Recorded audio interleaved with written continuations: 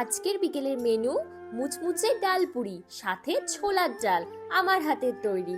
তোমরা কি খাবে? চলো রেসিপিটা দেখে নেওয়া যাক। প্রথমেই ছোলার ডাল সেদ্ধ করে বেটে রেখে তাতে এক এক করে ছোলার ছাতু, আদা বাটা, কাঁচা লঙ্কা, রসুন বাটা, লবণ, চিনি, শুকনো লঙ্কা গুঁড়ো, ভাজা মশলা গুঁড়ো দিয়ে ভালো করে মেখে নেব। অন্যদিকে একটি পাত্রে ময়দা, সামান্য পরিমাণ আটা, নুন, তেল, কালো জিরে, জল দিয়ে একটা ডুও বানিয়ে নেব। এখন আমরা এটাকে একটু তেল দিয়ে ময়াম দেব।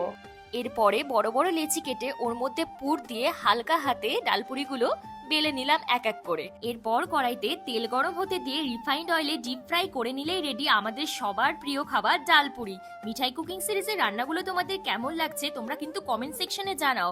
চলো এইবার একটু টেস্ট করে দেখা যাক। ডালপুরির সাথে খাবো বলে আমি কিন্তু ছোলার ডাল বানিয়ে রেখেছিলাম আগে থেকে।